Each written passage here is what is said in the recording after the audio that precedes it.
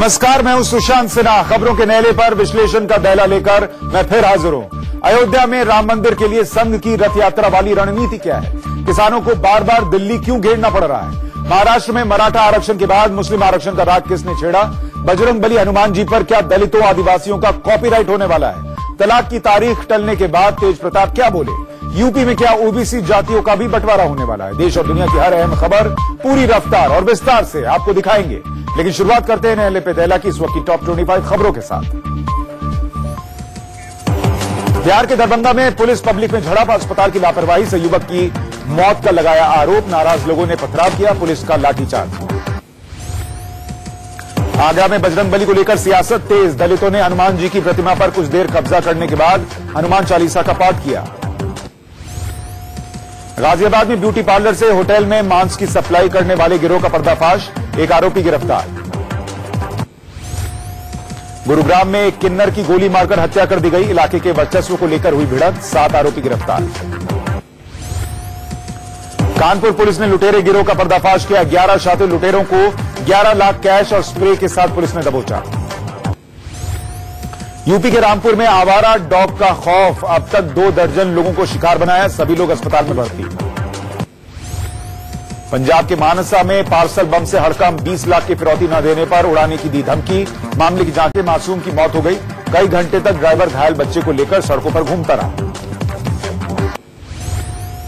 पठानकोट के जंगलों में छिपे बदमाश की तलाश में जुटी पुलिस, लुटेरों के छिपे होने की खबर पर पहुंची पुलिस ने बदमाशों को घेरा। बिहार में एनडीए के साथ बने रहने पर कुशवाहा कल से ले सकते हैं बड़ा फैसला, बीजेपी को सीट बंटवारे को लेकर 30 नवंबर तक दिया था अल्टीमेटम। इंडिया न्यूज की खबर का बड़ा असर हुआ है, अयोध्या में सरयू की धारा रोककर हो रहे अवैध खनन पर प्रशासन ने कार्रवाई की। राम मंदिर के लिए आर पार की लड़ाई के मूड में आरएसएस, दिल्ली में 1 से 9 दिसंबर तक स्वदेशी जागरण मंच के बैनर तले निकलेगी संकल्प रथ यात्रा। महाराष्ट्र सरकार ने विधानसभा में पास किया मराठा आरक्षण बिल, मराठा समाज को मिलेगा 16% आरक्षण। 200 से ज्यादा किसान संगठनों का दिल्ली मार्च, रामलीला मैदान में 2 दिनों का प्रदर्शन, कल संसद का करेंगे घेराव।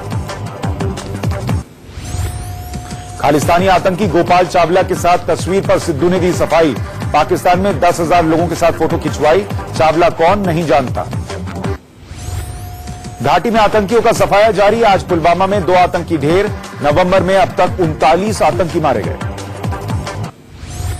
जम्मू कश्मीर पंचायत चुनाव में 5वें चरण में 71% से ज्यादा मतदान, जम्मू में 85% से ज्यादा वोटिंग, कश्मीर में करीब 34% हुआ मतदान।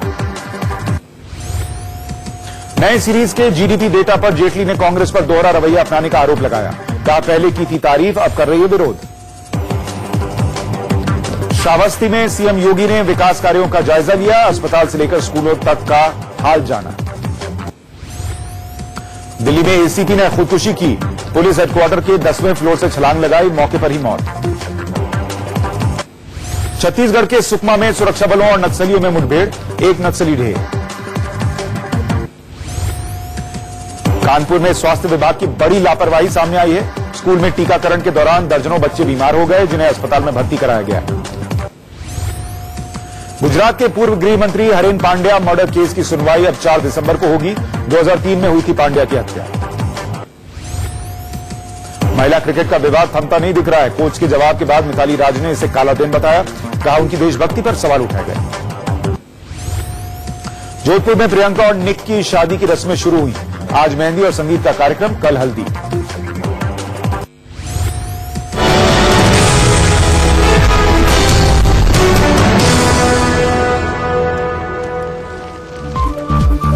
भारत की स्पेस टेक्नोलॉजी का लोहा पूरी दुनिया मान चुकी है। अपनी शोहरत पर इंडियन स्पेस रिसर्च ऑर्गेनाइजेशन यानी इसरो ने आज फिर दुनिया के दिग्गज देशों से मुहर लगवाई। इसरो के पीएसएलवी ने आज एक साथ 31 सैटेलाइट्स के साथ अंतरिक्ष की उड़ान भरी और सभी सैटेलाइट्स को कामयाबी के साथ धरती की कक्षा में लॉन्च कर दिया। जो सैटेलाइट्स आज अंतरिक्ष में भेजे गए उनमें एक भारत का है, जबकि 23 सैटेलाइट्स अमेरिका के हैं। इसके अलावा Australia, Canada, Malaysia, Finland, Colombia, Netherlands और स्पेन ने एक सैटेलाइट इसरो के रॉकेट से अंतरिक्ष में भेजा है। अंतरिक्ष में इसरो के पीएसएलवी की ये 45वीं उड़ान है और ये इसी तरीके का आप देख पाएंगे जिस तरीके का हम यहां सैटेलाइट आपको दिखा रहे हैं, इसी तरीके का यान जिससे ये सैटेलाइट्स भेजे गए। पीएसएलवी का मतलब क्या होता है? पीएसएलवी का मतलब है पोलराइज्ड सैटेलाइट लॉन्च व्हीकल, जो सैटेलाइट्स को अंतरिक्ष में पहुंचाता है। कुछ इसी तरीके का यान होता है वो। श्रीहरिकोटा से इसरो ने आज जो सैटेलाइट्स भेजे उन्हें पीएसएलवी C-43 से लॉन्च किया गया है। पीएसएलवी C-43 9 देशों के 31 सैटेलाइट्स लेकर आज सुबह रवाना हुआ। इसमें अमेरिका के 23 सैटेलाइट्स थे जो पृथ्वी की निगरानी और इंटरनेट की जरूरतों के लिए भेजे गए हैं। इनमें से 30 सैटेलाइट्स को पृथ्वी की कक्षा में 504 किलोमीटर ऊपर स्थापित किया गया है। पीएसएलवी C-43 से भारत ने हाइपर इमेजिंग सैटेलाइट यानी हाइसिस भेजा है। इसरो का मिशन हाइसिस बेहद खास है। हाइसिस का मतलब है हाइपर इमेजिंग सैटेलाइट। हाइसिस पृथ्वी की सतह की निगरानी करेगा और इस सैटेलाइट के जरिए जलवायु परिवर्तन पर नजर रखी जा सकेगी। साथ ही यह सैटेलाइट औद्योगिक प्रदूषण की स्टडी भी करेगा और रियल टाइम तस्वीरें और डेटा भेजेगा। आज रवाना हुए बाकी सैटेलाइट्स की तुलना में हाइसिस ज्यादा ऊंचाई पर पहुंचाया गया है। यह पृथ्वी से 636 किलोमीटर ऊपर चक्कर काटता हुआ नजर आएगा। हाइसिस का वजन 380 किलोग्राम और ये 2.158 मीटर लंबा है, 1.386 मीटर चौड़ा है, 1.121 मीटर ऊंचा है। 730 वॉट बैटरी से चलने वाला यह सैटेलाइट अंतरिक्ष में 5 साल तक काम करेगा और बहुत सारी अहम जानकारियां देगा। लेकिन जिस तरीके से हम बात कर रहे हैं आगे बढ़ने की और अंतरिक्ष की दुनिया में नए मकाम हासिल करने की, लेकिन कुछ चीजें हैं जहां भारत आज भी वही है जहां कई साल पहले था। जैसे देश का अन्नदाता अपनी मांगों को लेकर एक बार फिर सड़क पर है। हजारों की संख्या में किसान दिल्ली में जमा है और कल संसद की तरफ कूच कर रहे हैं। हल्की सर्दी के बीच सूरज की तपिश बढ़ने के साथ देश के कोने कोने से आए हजारों किसान और खेतिहर मजदूर दिल्ली के रामलीला मैदान के लिए कूच कर रहे थे। धीरे धीरे राजधानी की सड़क पर किसानों का सैलाब दिखने लगा। पिछले चंद महीनों में ये तीसरी बार है जब किसानों को हुक्मरानों को जगाने के लिए दिल्ली का रुख करना पड़ा है। बिजवासन से चले ये किसान 25 किलोमीटर का पैदल मार्च कर रामलीला मैदान पहुंचे। अब ये कल संसद की ओर कूच करेंगे। इस किसान मुक्ति मोर्चा का आयोजन ऑल इंडिया किसान संघर्ष समन्वय समिति ने किया है, जिसकी अगुवाई योगेंद्र यादव कर रहे हैं। इस मार्च में देश भर के 200 से अधिक किसान संगठन शामिल हैं। कल सुबह पार्लियामेंट स्ट्रीट की तरफ मार्च करेंगे हम रामलीला मैदान से। वहां जाके रैली होगी जहां किसान खुद भी मिलेंगे और तमाम पॉलिटिकल पार्टीज को भी दोपहर के बाद बुलाया है कि आप बताइए कि आप इन बिल के साथ हैं कि नहीं है, ताकि किसान को पता लग सके कौन उनके साथ है कौन उनके साथ नहीं है। ये किसान संगठन सिर्फ 2 मांगों को लेकर इस बार सड़क पर उतरे हैं। इन किसानों की मांग है कि उन्हें कर्ज से पूरी तरह मुक्ति दी जाए और फसलों की लागत का 1.5 गुना मुआवजा दिया जाए। किसानों का कहना है कि उनकी समस्याओं पर बहस के लिए संसद का विशेष सत्र बुलाया जाए और किसानों की कर्ज माफी और फसल की कीमतों पर जो 2 बिल सदन में पेश हो चुके हैं उन्हें पारित किया जाए। 5 दिशाओं से पूरे देश से किसान आ रहे हैं सिर्फ एक छोटी सी बात को लेके। संसद से मांग है कि आप संसद का एक विशेष अधिवेशन करवाइए। पता नहीं किन किन बातों पे संसद मिलती है। आधी रात को जीएसटी के लिए मिल लेते हैं, तो भाई किसान के लिए भी मिल लो। 2 दिन का विशेष अधिवेशन कम से कम करवाइए और किसान के 2 कानून पास कीजिए। वो कानून किसानों ने खुद बना दिए हैं, पास भी करवा लिए हैं, पार्टियों को दिखा लिया है, संसद को दिखा दिया है। इस वक्त संसद के पटल पर पड़े हैं 2 कानून है। पहला, किसान को अपनी फसल का दाम गारंटी से मिले, पूरा दाम और कानूनी गारंटी से मिले। और दूसरा, किसान को हर किस्म के ऋण से, कर्ज से एक बार मुक्त किया जाए। खेती की बढ़ती लागत और किसानों को फसल की लागत से कम दाम मिलना देश में कृषि संकट की बड़ी समस्याओं में से एक है। इनके निदान का दावा हर सरकार करती है, लेकिन ऐसा हो नहीं पाता। शायद यही वजह है कि 1995 से लेकर 2015 के बीच यानी 20 सालों में 3 लाख से अधिक किसान आत्महत्या कर चुके हैं। हालात बदलने के लिए अनगिनत धरने प्रदर्शन हो चुके हैं। अब एक बार फिर देश का किसान सड़क पर है। देखना यह है कि इस बार उसके हाथ क्या आता है।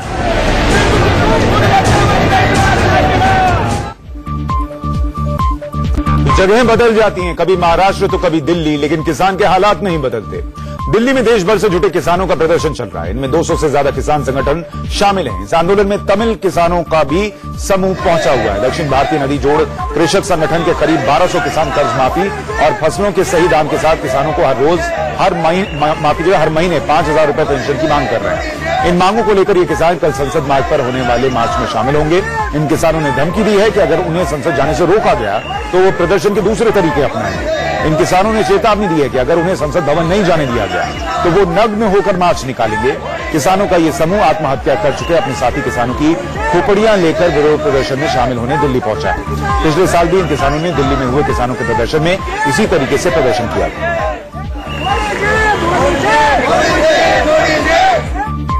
महाराष्ट्र में आरक्षण को लेकर मराठा समाज की लड़ाई नतीजे पर पहुंच गई है। महाराष्ट्र विधानसभा में आज मराठा आरक्षण बिल पास हो गया। सीएम फडणवीस ने बड़ा दांव खेलते हुए पिछड़ा वर्ग आयोग की सिफारिश के आधार पर 16% आरक्षण का बिल पेश किया, जो ध्वनि मत से पास हो गया। बाद में विधान परिषद ने भी इस पर अपनी मुहर लगा दी। सरकार अब जल्द कानूनी औपचारिकताएं पूरी कर इसे अमल में लाएगी।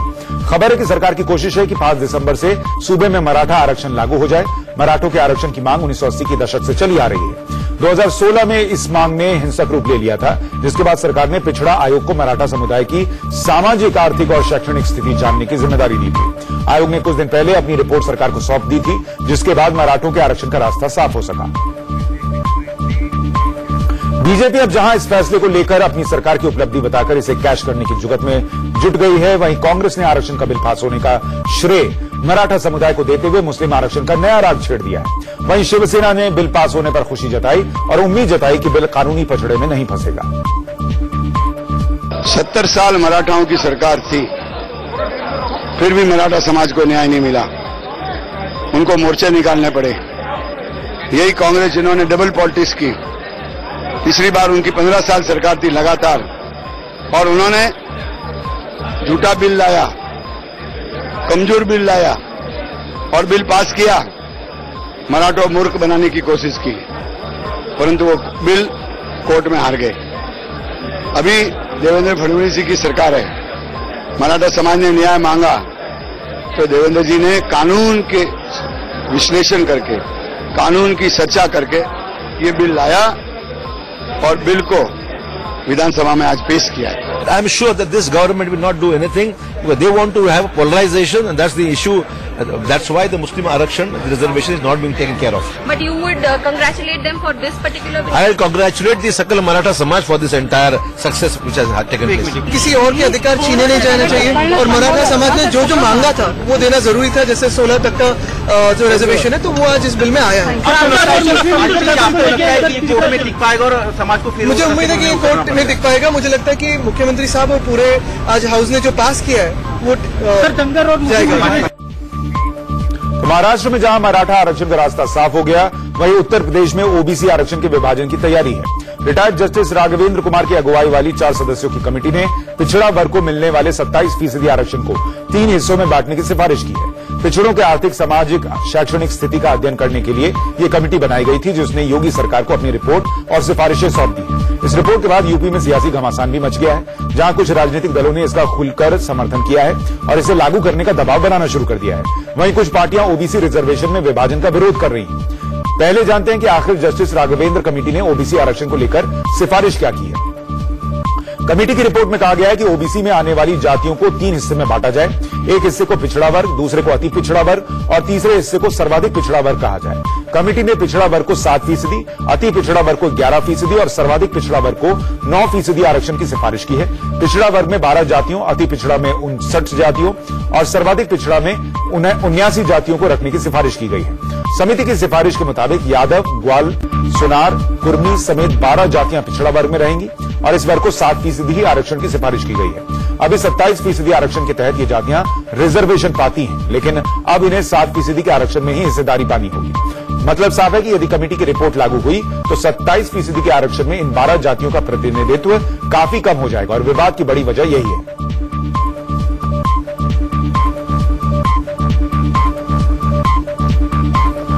ऐसा आप सबकी जानकारी में है, तो रिपोर्ट पर सरकार विचार भी करेगी और उचित समय पर उसका निर्णय भी लिया जाएगा। हमारी सरकार के द्वारा एक ही लक्ष्य है कि हम जिनको अभी तक तमाम प्रकार के अधिकारों से वंचित रखा गया, या वो वंचित रह गए, वो किसी भी क्षेत्र में पीछे छूट गए, उनको भी समानता का अधिकार मिलना चाहिए, उनको भी आगे बढ़ने का अवसर मिलना चाहिए। भारतीय जनता पार्टी आरक्षण में भी भ्रष्टाचार करना चाहती है। हकीकत ये है कि भाजपा ने आम जनता के हित में कोई काम किया नहीं है, इसलिए मुख्य मुद्दे से ध्यान हटाने के लिए भारतीय जनता पार्टी इस तरह का काम कर रही है और आगे करती रहेगी।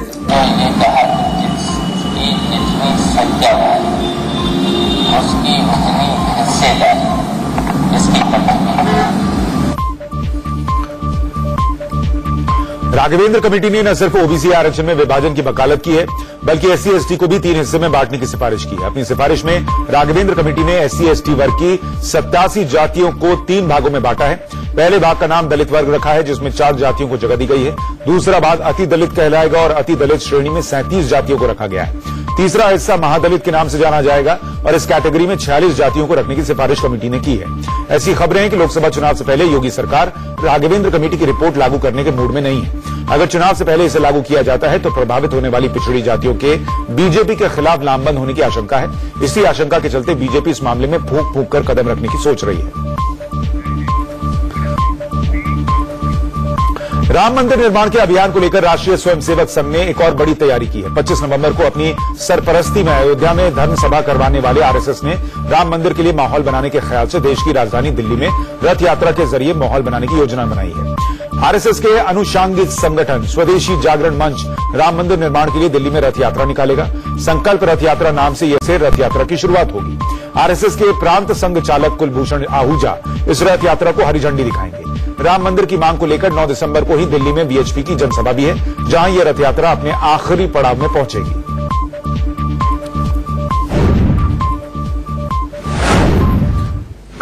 अयोध्या में राम मंदिर का निर्माण जल्द से जल्द हो, इसके लिए संघ ने पूरी तरह से कमर कस ली है। योजना के दूसरे चरण में अब दिल्ली में फोकस किया जाएगा, क्योंकि मोदी सरकार पर जल्द से जल्द और ज्यादा से ज्यादा प्रेशर बनाना है। संघ ने इस योजना में देश का हर तबका शामिल हो, इसके लिए अपने सभी सहयोगी संगठनों को शामिल किया है।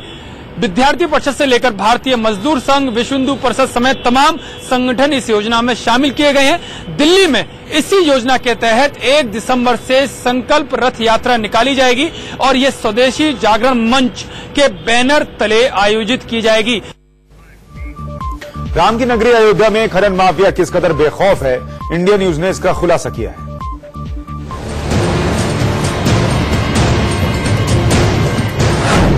अयोध्या में ठेंगे पर कानून,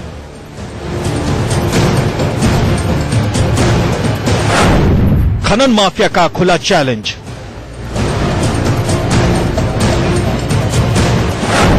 सरयू की धारा पर कसदी लगाम,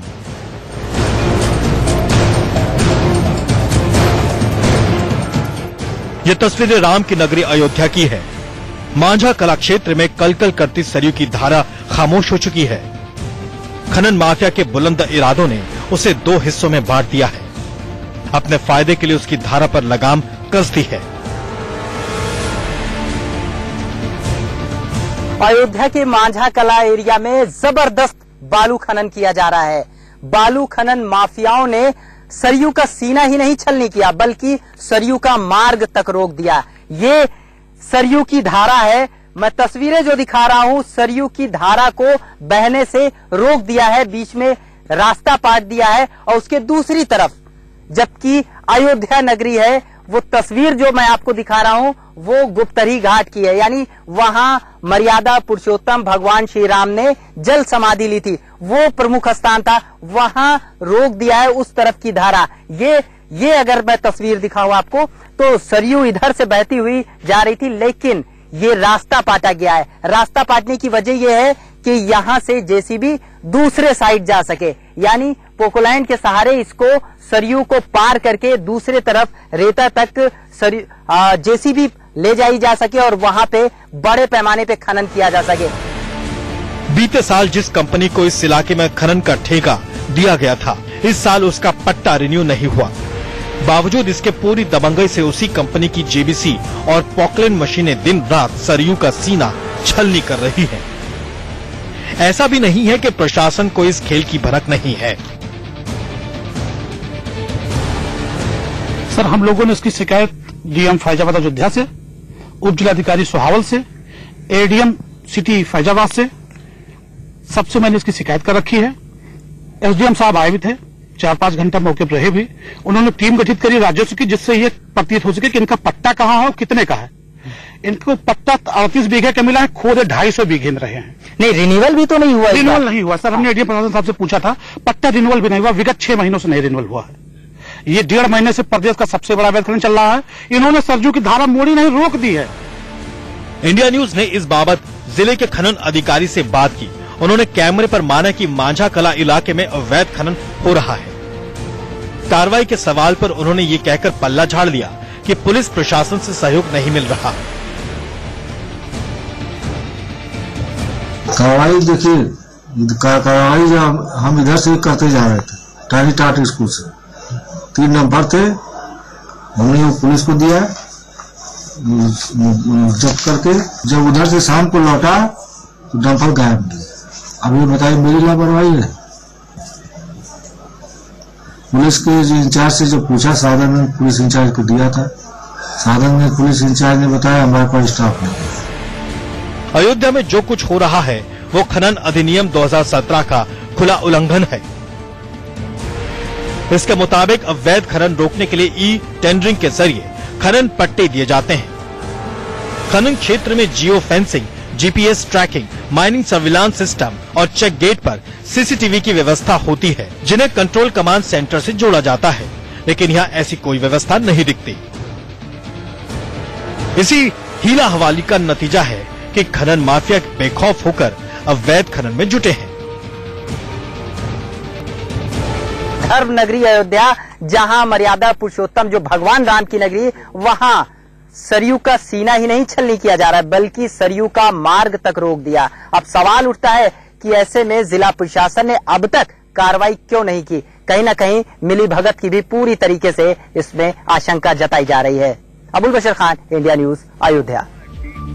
इंडिया न्यूज की इस खबर का बड़ा असर भी हुआ है। खनन माफिया की करतूत के खुलासे के बाद जिला प्रशासन नींद से जागा और दल बल के साथ मौके पर पहुंचे अफसरों ने सरयू की धारा रोककर बनाए गए रास्ते को ध्वस्त कर दिया। यही नहीं, अब प्रशासन खनन माफिया पर कड़ी कार्रवाई की बात भी कर रहा है।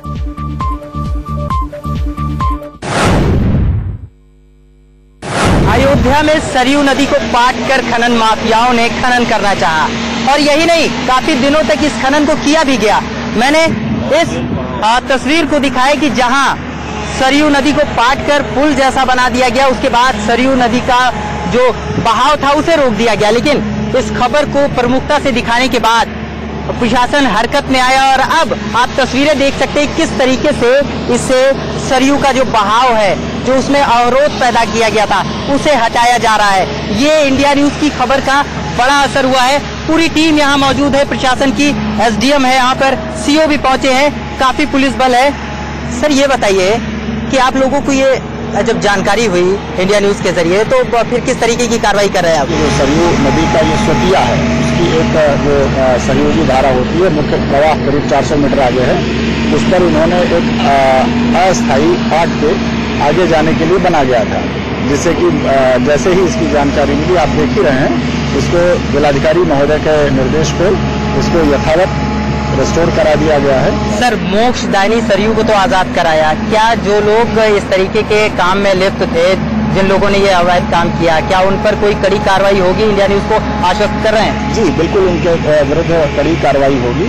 इनके विरुद्ध सुसंगत धारा में कड़ी से कड़ी कार्रवाई की जाए। बीजेपी के फायर ब्रांड नेता हैं गिरिराज सिंह, केंद्र में मंत्री भी हैं, लेकिन जब भी बोलते हैं विवाद पैदा होना तय है। इस बार उन्होंने इस्लामिक शिक्षा केंद्र देवबंद को आतंक का मंदिर करार दिया है। सहारनपुर के दौरे पर गए गिरिराज ने कहा कि आज जो देवबंद है, कभी वो देववृंद था। उन्होंने कहा कि दारुल उलूम देवबंद शिक्षा का मंदिर न होकर आतंक की फैक्ट्री बन गया है, जहां से आतंकवादी निकल रहे हैं। ये देवबंद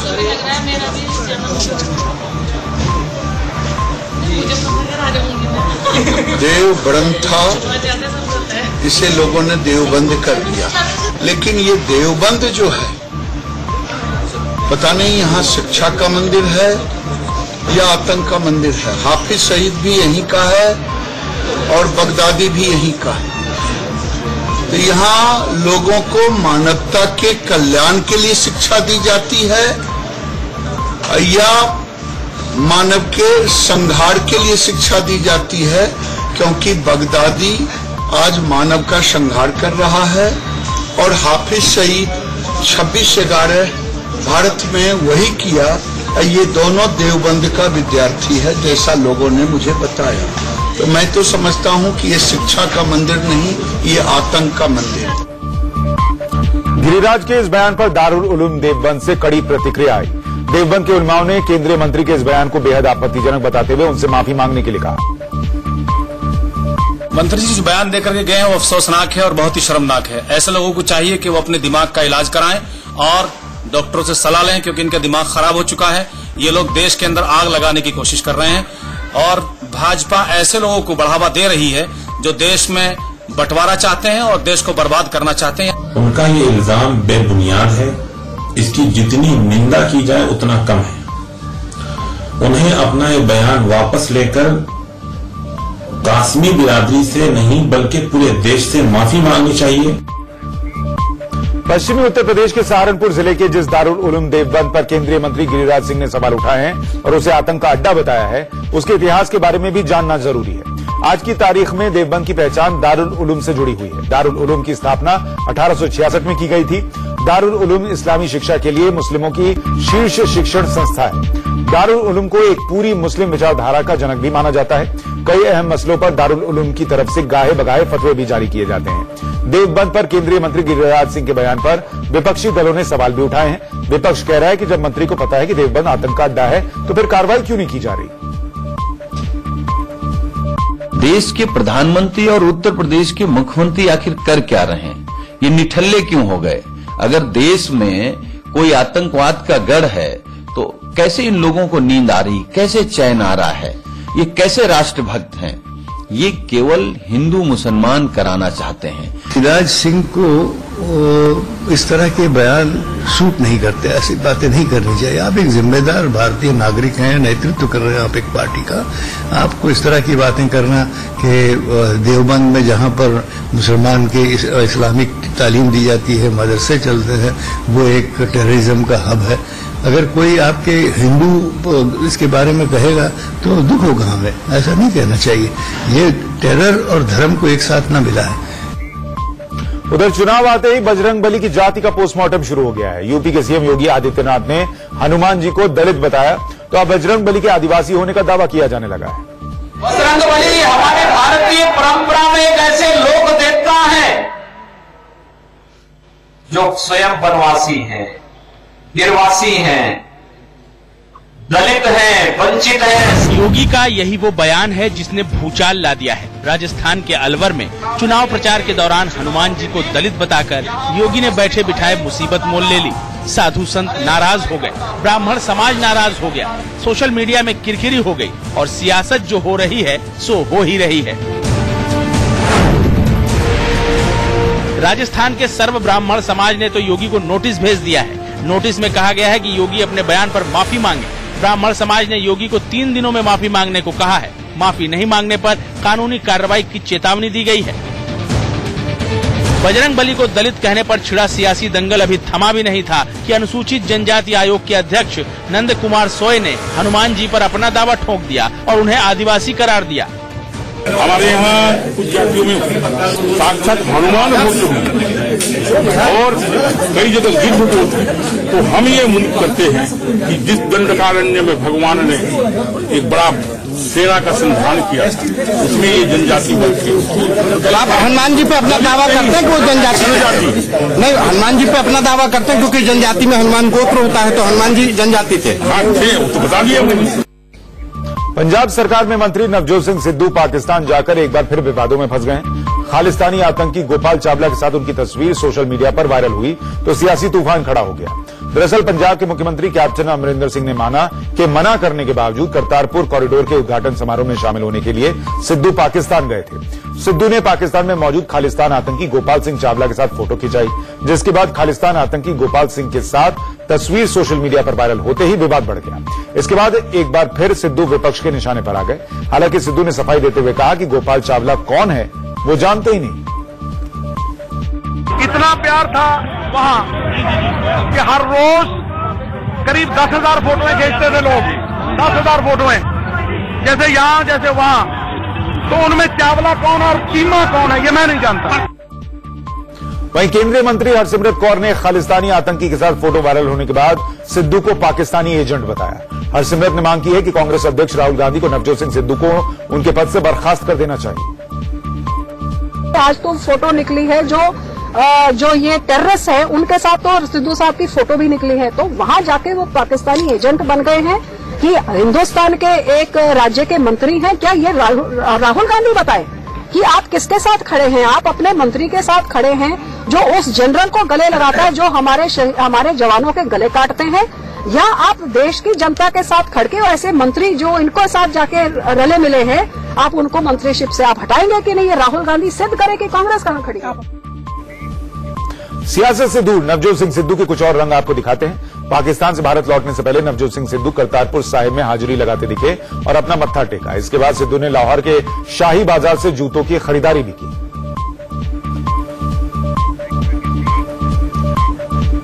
सीबीआई घूसकांड पर आज सुप्रीम कोर्ट में बड़ी सुनवाई हुई। इस दौरान सीवीसी, सरकार और सेलेक्ट कमेटी के अधिकारों पर विस्तार से चर्चा के बीच केंद्र ने अपना पक्ष रखा। सीबीआई घूसकांड पर सुनवाई के दौरान कोर्ट में सरकार ने साफ कर दिया कि सीबीआई डायरेक्टर की नियुक्ति का अधिकार तो उसके पास ही है। सरकार ने कहा कि चयन समिति योग्य उम्मीदवारों का चयन जरूर करती है, लेकिन उनकी नियुक्ति तो सरकार ही करती है। अटॉर्नी जनरल के वेणुगोपाल ने सीबीआई विवाद में अपनी भूमिका को तर्क, न्याय और संवैधानिक कसकर याचिकाकर्ताओं की उठाई आपत्तियों का जवाब देते हुए कहा कि सीबीसी की रिपोर्ट पर सरकार ने देशहित में ये कार्रवाई इसलिए भी की क्योंकि देश के सबसे बड़ी जांच एजेंसी के सर्वोच्च अधिकारियों पर गंभीर आरोप लगे थे। सवाल सीबीआई की साख और छवि का भी था। सेलेक्ट कमेटी के सदस्य मल्लिकार्जुन खड़गे की तरफ से कपिल सिब्बल ने बहस की। सिब्बल ने कहा कि सीबीसी और सरकार एक्ट की अनदेखी और मनमानी कर सीबीआई निदेशक को छुट्टी पर नहीं भेज सकते। नियुक्ति और हटाने या निलंबन के आदेश सिर्फ सिलेक्शन कमेटी कर सकती है। ये मामला कमेटी के पास भेजना था। अगर कमेटी के अधिकार सरकार हथिया लेगी तो आज सीबीआई निदेशक के साथ हो रहा है, वही कल सीबीसी और ईसीआई के साथ भी हो सकता है। सुनवाई के दौरान आलोक वर्मा के वकील फली नरीमन ने दलील दी कि कमेटी की सिफारिश पर सीबीआई डायरेक्टर नियुक्त किया जाता है। डायरेक्टर का कार्यकाल न्यूनतम 2 साल होता है। अगर इस दौरान असाधारण हालात में भी सीबीआई निदेशक का ट्रांसफर किया जाना है तो कमेटी की अनुमति लेनी होगी। उन्होंने कहा कि ट्रांसफर के नियमों का पालन नहीं किया गया। नरीमन ने कहा कि अगर उनका ट्रांसफर ही करना था तो सिलेक्शन कमेटी करती। नरीमन की दलील पर सुप्रीम कोर्ट ने पूछा कि अगर सीबीआई डायरेक्टर को घूस लेते रंगे हाथ पकड़ लिया जाए तो क्या कार्रवाई करनी चाहिए। इस पर नरीमन ने कहा कि उन्हें फौरन कमेटी में जाना चाहिए।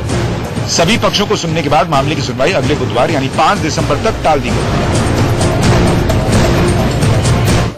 तेलंगाना में 119 विधानसभा सीटों पर 7 दिसंबर को वोटिंग होगी, लेकिन सभी राजनीतिक पार्टियां चुनाव प्रचार में पूरा दमखम दिखा रही हैं। कांग्रेस अध्यक्ष राहुल गांधी ने निजामाबाद में जनसभा की और विरोधियों पर हमला बोलते हुए कहा कि टीआरएस का नाम TRSS होना चाहिए। राहुल ने कहा कि दिल्ली में पीएम नरेंद्र मोदी ने भूमि अधिग्रहण कानून खत्म किया और तेलंगाना में सीएम चंद्रशेखर राव आदिवासियों और किसानों की जमीन छीन रहे हैं। केसीआर जी का एक ही लक्ष्य है कि तेलंगाना में केसीआर और उनका परिवार राज करे और दिल्ली में नरेंद्र मोदी जी यहाँ राज करें। ये जो टीआरएस पार्टी है, तेलंगाना राष्ट्रीय समिति, इसका नाम टीआरएस नहीं होना चाहिए, इसमें आप एक और एस जोड़ना चाहिए। तेलंगाना आरएसएस, और ये इनका पूरा का पूरा समर्थन कर रहे हैं। राजस्थान में 7 दिसंबर को मतदान है। बीजेपी सत्ता में बने रहने के लिए हर जतन कर रही है, लेकिन वसुंधरा सरकार पर एंटी इनकम्बेंसी का कितना खतरा है? राम मंदिर मुद्दे पर बीजेपी का क्या स्टैंड है? इन सभी सवालों का जवाब राजस्थान के बीजेपी प्रभारी और केंद्रीय मंत्री प्रकाश जावड़ेकर से जानने की कोशिश की हमारे एडिटर इन चीफ दीपक चौरसिया ने। मैं एक ऐसी हस्ती के साथ बैठा हूं जिसकी जितनी तारीफ की जाए उतनी कम है।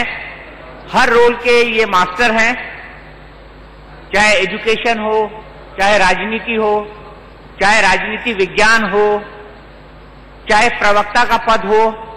प्रकाश जावड़ेकर जी को जितने पद मिले हैं उन्होंने सभी के साथ न्याय किया है और अब एक नई जिम्मेदारी के साथ ये राजस्थान के प्रभारी बने हैं। प्रकाश जी, शिक्षा मंत्री से राजस्थान का प्रभार कितना मुश्किल है या कितना अटपटा है? नहीं, शिक्षा के साथ हाँ, तो शिक्षा के साथ राजस्थान का प्रभार देखो, हमारे भी 2-3 रोल होते हैं। एक है सरकार में मंत्री है तो वो काम करे, और यहां मैं रहता हूं तो भी मैं सुबह 1-2 घंटे ऑफिस का सारा काम हमारे ऑफिसर्स के साथ टेलीकॉन्फ्रेंस, वीडियो कॉन्फ्रेंस, ये सब करता हूँ, फाइलें सब आते हैं, मैं साइन करता हूँ। आज के दिन में मेरे पास कोई भी फाइल पेंडिंग नहीं है, सारे लेटर्स आते हैं वो भी देखता हूँ, तो सारा काम करता हूँ 2 घंटे, और बाकी फिर सारा दिन भर ये करता हूँ रात तक। संसद का सत्र आने वाला है, सभी सांसदों को व्हिप जारी किया गया है। क्या सरकार के मन में बिल लाने का कोई विचार है कि अयोध्या पर बिल लेकर आए और कानूनी तौर पर वहां मंदिर बनाए? देखो, पहले तो वहां मंदिर है ही, मैं उस मंदिर की बात नहीं कर रहा हूं, मैं भव्य मंदिर की बात कर रहा हूं। तो भव्य बनाना केवल बाकी है, तो भारतीय जनता पार्टी की सदा इच्छा रही है, भूमिका रही है, कमिटमेंट रही है कि वहां भव्य मंदिर बनना चाहिए और बनेगा। और इसको अब कांग्रेस कटघरे में है, क्योंकि कांग्रेस अभी रिसेंटली अचानक उनको हिंदुत्व के मुद्दे याद आने लगे, वो मंदिर परिक्रमा करने लगे, वो गाय, गो भक्ति, गोमूत्र, गोबर, इसकी सबकी चर्चा करने लगे, वो ऑर्गेनिक फार्म की बात करने लगे, वो बाकी जगह भी हिंदुत्व का, सॉफ्ट हिंदुत्व की बात करने लगे। तो ये क्या है? ये अगर है तो फिर मंदिर का अगर विषय कभी भी आएगा तो उनका सपोर्ट तो अब निश्चित हो गया। नहीं, वो तो ठीक है, लेकिन मेरा सवाल दूसरा है और आप उसकी गंभीरता को समझ भी रहे हैं। मेरा सवाल सिर्फ इतना है, बिल लाने का या अध्यादेश लाने का विचार सरकार के मन में है या सरकार इस पर विचार कर रही है? ऐसा है, अभी सुप्रीम कोर्ट में मामला है। हमारी भूमिका आपको दीपक जी पहले से पता है कि या तो कोर्ट से या तो आपसी सहमति से इस प्रश्न का उत्तर खोजा जाए, ये बीजेपी की हमेशा भूमिका रही है। और आज भी हम मानते हैं जल्दी सुनवाई होके उसका निर्णय हो, ताकि भव्य राम मंदिर का मार्ग प्रशस्त बने, और उसके बाद ही बाकी जो विकल्प की आप चर्चा कर रहे हैं वो आज कहाँ है? आज तो हम प्रतीक्षा कर रहे हैं कि न्याय वही मिलेगा और जल्दी मिलेगा। मतलब मैं ये मान के चलूं कि सरकार के मन में अभी बिल लाने का या अध्यादेश लाने का कोई मसला नहीं है। आज तो मैंने बताया जो स्थिति है। मैं दूसरा एक सवाल पूछता हूं, थोड़ा घुमा के पूछता हूं, क्योंकि आप सवाल से बच रहे हैं। राकेश सिन्हा जी, जो कि बीजेपी के एक सांसद हैं, वो एक प्रस्ताव लेकर आ रहे हैं, प्राइवेट मेंबर बिल लेकर आ रहे हैं। क्या सरकार उस बिल के समर्थन में होगी राज्यसभा में? देखो, प्राइवेट मेंबर बिल ऐसा ही नहीं लगता, उसका लॉटरी निकलता है, लॉटरी निकलने में उसका नंबर आता है तो उनका बिल लगता है। तो ये प्रक्रिया जब तक हुई नहीं तब तक हम ऐसी बातें करने का कोई मतलब नहीं है। मतलब आप इस सवाल से डक कर रहे हैं? नहीं, डक नहीं कर रहा हूं, मैं इस सवाल को सीधा उत्तर दे रहा हूं। और भी कुछ सांसदों ने कहा है कि हम प्राइवेट मेंबर बिल लाएंगे। अगर ऐसा कोई प्राइवेट मेंबर बिल आता है, चलिए मैं मान लेता हूं हाइपोथेटिकली सदन के अंदर ये प्राइवेट मेंबर बिल आ जाता है, तो क्या सरकार इसका समर्थन करेगी? ऐसा है, मैंने कहा हमारी भूमिका हमेशा भारतीय जनता पार्टी की रही है कि वहां भव्य मंदिर बनना चाहिए। जो मंदिर है वो मेकशिफ्ट में है, उसके जगह भव्य मंदिर बनना चाहिए। लेकिन कैसे बने तो हमने बताया है कि सुप्रीम कोर्ट से निर्णय जल्दी मिलेगा, यह हमारी अपेक्षा है। अगर नहीं होती तो क्या करना, यह अभी बताना जरा मुश्किल नहीं है। राफेल की, क्योंकि वो मुद्दा भी इन चुनाव में काफी जोर शोर से राहुल गांधी उठा रहे हैं, बल्कि उनका सेंट्रल इशू ये है, तो हम कह भी सकते हैं कि वो सेंट्रल इशू मान रहे हैं। क्या ये आपको चिपका है? क्या ये बीजेपी पर चस्पा हुआ है मुद्दा? बिल्कुल नहीं हुआ, और यही कांग्रेस का दर्द है, दुख है, पेट में उनका दर्द हो रहा है। बोफोर्स और बाकी उनके सबमरीन भ्रष्टाचार, हेलीकॉप्टर भ्रष्टाचार, सब की चर्चा हुई, लोगों को जचा भी, और इसमें नहीं हो रही है। अरे कैसे होगी? क्योंकि भ्रष्टाचार नहीं है। जब भ्रष्टाचार नहीं है, केवल आपके झूठ बार बार बोलने से झूठ सच्चाई में तब्दील नहीं होता है, सच्चाई सच रहती है। ये दो सरकारों के बीच समझौता है और इसमें कोई बिचौलिया नहीं है। बिचौलिया ये कांग्रेस का कल्चर है। वो मिशेल था हेलीकॉप्टर में, क्वार्टर की था बोफोर्स में, हर इसमें कोई ना कोई बिचौलिया होता है। ये बिचौलिए के बिना हुआ पहला सौदा है। सीधा चेक से पेमेंट होगा, चेक से माल आपको सामान आएगा, और इसलिए इसमें कोई भ्रष्टाचार नहीं है। इसलिए वो रोज गोलपोस्ट बदलते हैं। लोगों के परसेप्शन में ये है, मैं परसेप्शन की बात कर रहा हूं कि वसुंधरा सरकार काफी अनपॉपुलर हो गई है। हर गांव में स्कूल खुल गया, 12वीं तक हो गया, वहां टीचर्स आ गए, पढ़ाना प्रारंभ हो गया, लेकिन उसका कार्यक्रम नहीं बना। पृथ्वी के जन्म से जब तक सीमेंट का स्पर्श गांव में किसी सड़क को नहीं हुआ था, वो हर गांव में 7000 गांव में सीमेंटेड रोड्स बने, लेकिन 7,000 जगह मैं होता तो मैं 7,000 जगह कार्यक्रम करता, ऐसे नहीं हुआ। इसलिए लोगों को समझा नहीं। अब जैसे हम बोलने लगे, समझाने लगे, देखने लगे और याद दिलाने लगे कि अरे आपके यहाँ यह हुआ ना, वो वसुंधरा सरकार ने दिया मोबाइल फोन 100 रुपए में। वसुंधरा जी ने मोबाइल फोन 50 लाख महिलाओं को दे दिया अभी तक। और उसके बाद उनकी माता जी थी, उसको 1,000 रुपए वृद्धावस्था पेंशन मिलता है, बैंक में जमा होता है। तो इतना परिवार खुश था क्योंकि एक एक घर में 4-4 बेनिफिट मिले और उज्ज्वला गैस आया था। तो ऐसे हर घर में बेनिफिट पहुंचा है। इतना बेनिफिशियरी सैचुरेशन कहीं नहीं हुआ है जो राजस्थान में काम हुआ है। और इसलिए जैसे याद दिलाते हैं वैसे लोग प्रत्यक्ष भी कहते ही है, इंडिविजुअली वो अब सामूहिक रूप में भी कहने लगे। और इसलिए पिछले 15 दिन में आपने देखा होगा जो लोग हमें 25-30 सीटें दे रहे थे, आज वही 90-95 देने लगे हैं। जब हम चुनाव जीतेंगे तब वो सब मान जाएंगे कि ये लोगों में प्रभाव हुआ है। आपने माना कि वसुंधरा का परसेप्शन थोड़ा खराब हुआ था? नहीं, मैंने ये माना कि यहाँ कम्युनिकेशन जरा कम हुआ, ये मैंने जरूर माना और वो सच्चाई है। लेकिन वो वसुंधरा जी भी स्वीकार करती है, इसमें कोई दोषारोपण की बात नहीं है। देखो एक एक का स्टाइल होता है कि एक एक एडमिनिस्ट्रेटिव ऑर्डर से इतने बड़े काम हुए, लेकिन उसको बताना भी पड़ता है ना, याद दिलाना भी पड़ता है और बताना और सब जगह प्रसार भी होना, क्योंकि बाकियों को पता चले।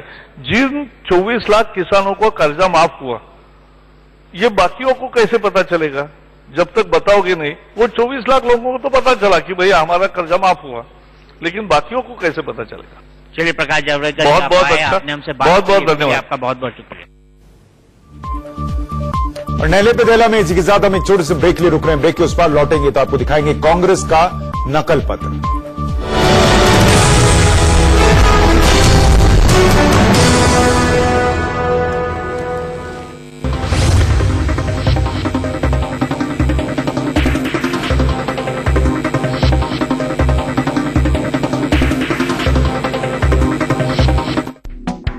प्रेजेंटेड बाय पतंजलि नेचुरल दालें, प्रोटीन से भरपूर, बिना पॉलिश की हुई।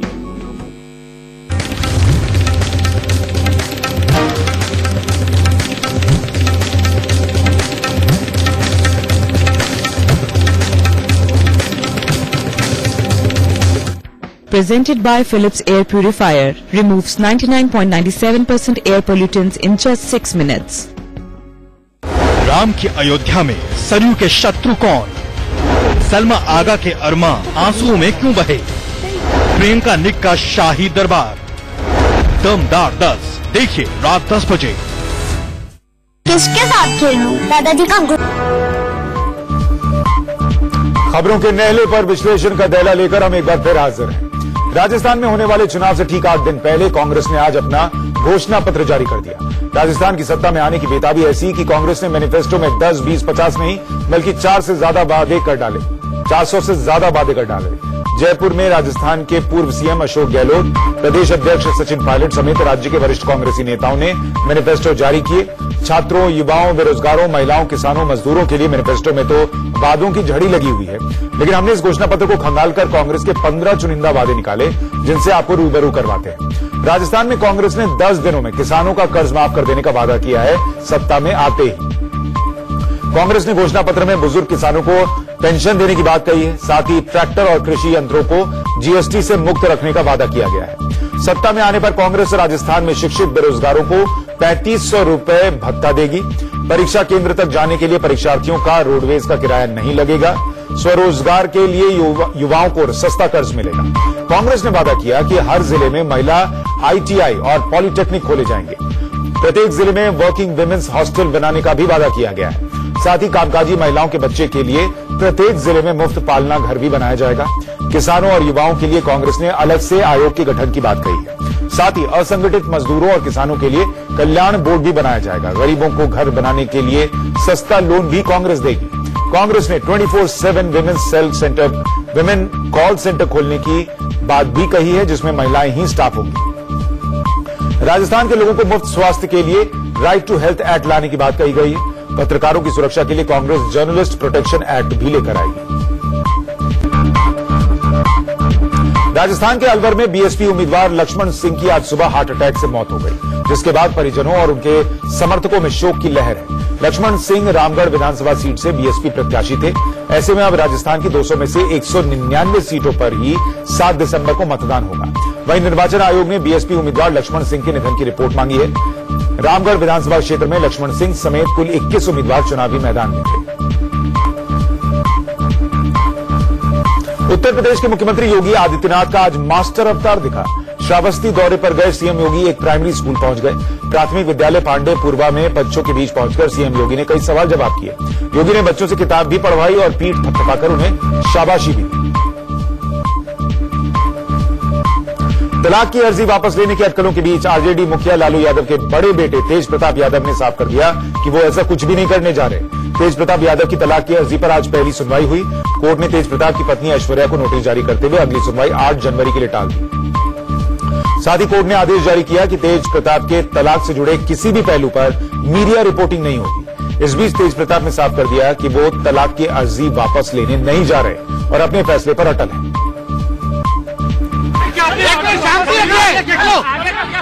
हमने कोई अर्जी अपना वापस नहीं लिया है। हमने कोई अर्जी अपना वापस नहीं लिया है। उधर करतारपुर कॉरिडोर के शिलान्यास कार्यक्रम के एक दिन बाद इमरान खान ने आतंकवाद पर खुलकर बात की। उन्होंने भारत के साथ संबंध सुधारने और शांति बहाली पर जोर दिया। इस्लामाबाद में भारतीय पत्रकारों के सवालों का जवाब देते हुए इमरान ने कहा, हमारी जमीन का इस्तेमाल आतंकवाद फैलाने में हो, यह देश के हित में नहीं है। हाफिज सईद और दाऊद इब्राहिम जैसे मसले हमारी सरकार को विरासत में मिले हैं। अतीत के लिए मुझे जिम्मेदार नहीं ठहराया जा सकता।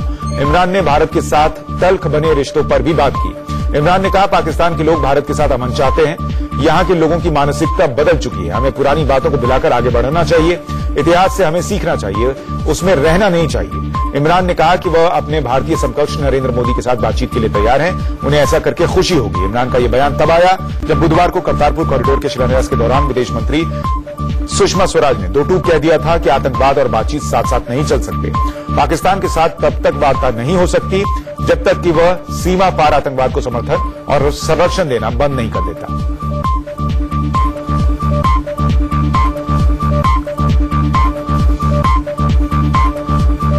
और इसी के साथ नहले पे दहला में हम एक और छोटे से ब्रेक ले रुक रहे हैं। जल्द लौट रहे हैं।